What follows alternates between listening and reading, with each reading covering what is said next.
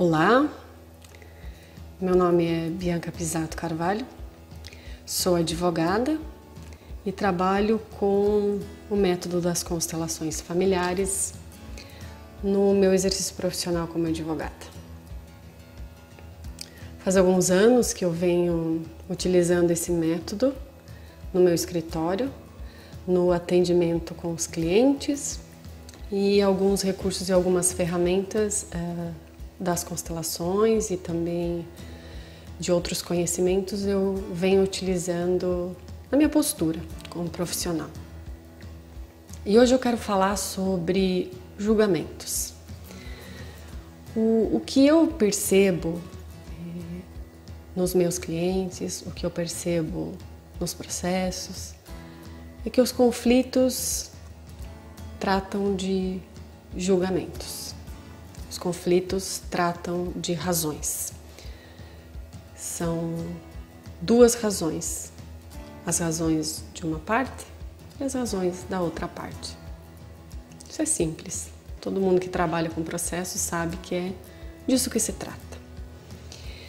E quando nós falamos em julgamentos, e nós olhamos para a origem dos julgamentos, nós inevitavelmente entramos no processo mental, porque o julgamento parte de um pensamento.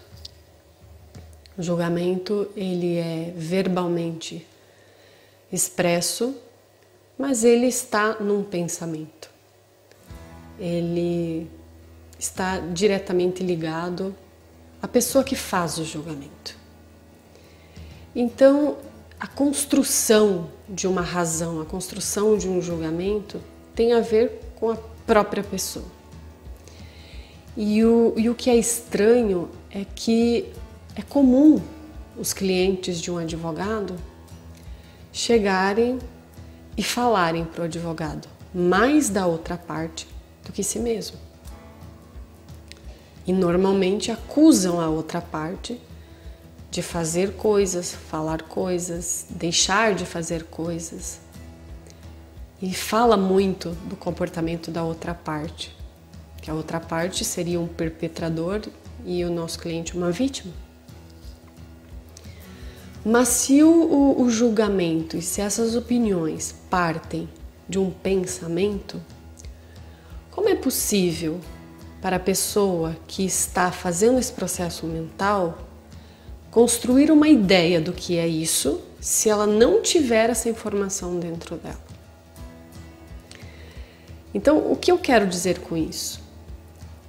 Que normalmente, quando nós falamos de outra pessoa, quando nós julgamos outra pessoa e quando nós apontamos para outra pessoa algum comportamento, alguma postura, no fundo nós estamos falando de algo que nós reconhecemos como certo ou como errado. E se nós reconhecemos como certo ou como errado, é porque esse certo ou esse errado faz sentido para nós. E se faz sentido para nós, é porque está em nós. E conduzir o nosso cliente a entender que quando ele está falando da outra pessoa, da outra parte do processo, talvez ele esteja como num espelho, né? Através do neurônio espelho, ele esteja falando dele mesmo.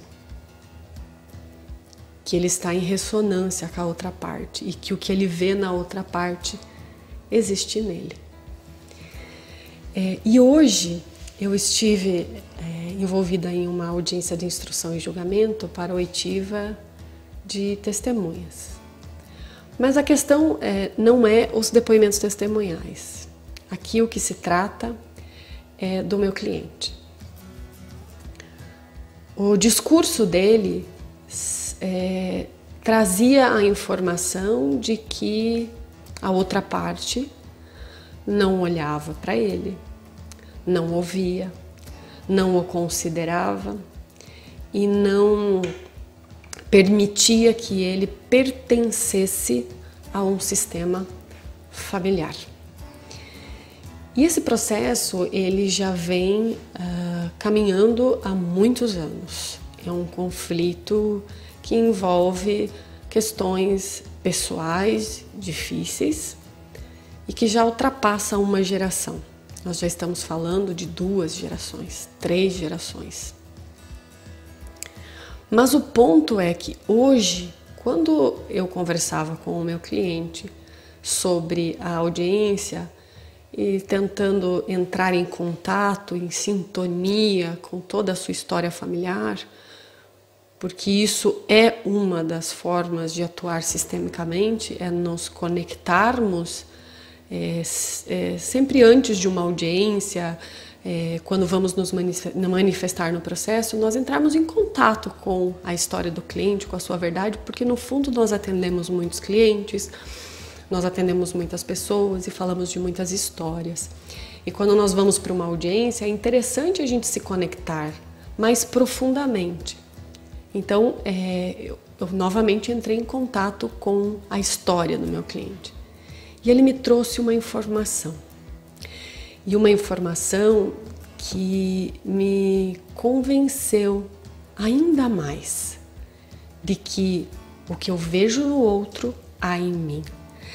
Que aquilo que me dói em relação ao que o outro faz, essa dor faz sentido dentro do meu sistema. E por que eu digo isso? Porque esse cliente me trouxe uma informação de uma postura que ele teve em relação a um membro de sua família, que ele não reconhece, que ele excluiu e que ele não deu o direito de pertencer. Então, como eu posso falar do outro algo que para mim não faz sentido? Ficou muito claro. Quando ele falava desse comportamento da outra parte, sim, esse conflito tinha muito mais emoção e muito mais sentimento, porque justamente fazia sentido para ele. Porque, de certa forma, esse processo também tem a ver com a sua postura e com o que acontece no seu sistema familiar. E quando a gente olha para alguns trechos da Bíblia, quando a gente escuta algumas frases dos mais antigos, a gente ouve frases do tipo: a boca fala o que está cheio o coração. Quando você aponta um dedo para uma parte, não se esqueça que tem 4 apontando para você. Ao invés de ficar olhando o cisco no olho do próximo, olhe para a ferpa no seu próprio olho. Ninguém tem o telhado de vidro. Todo mundo tem o telhado de vidro, quer dizer. Então, assim, faz sentido que os processos tratam de questões que estão conectadas por pensamentos, emoções, sentimentos, experiências, situações que de certa forma acontece ou aconteceu no sistema das duas partes. E aí voltamos para aquela questão inicial. Qual é a solução de um conflito? Onde está a solução de um conflito? Na lei? Nos advogados? No juiz? No processo? Não. A solução de um conflito, a solução verdadeira, está nas partes. Só elas sabem o que realmente elas ainda precisam para se sentirem em paz. E nós, profissionais, nós aplicadores e serventuários da justiça, estamos a serviço dessas partes, a serviço sim da lei, a serviço da justiça, mas principalmente a serviço da verdade e da paz. E se a verdade e a paz estão nas partes, cabe principalmente a nós, advogados, facilitarmos a expansão de consciência dos nossos clientes para olhar qual é realmente a verdade. O que eles ainda precisam tomar na vida para se sentirem em paz e tranquilos.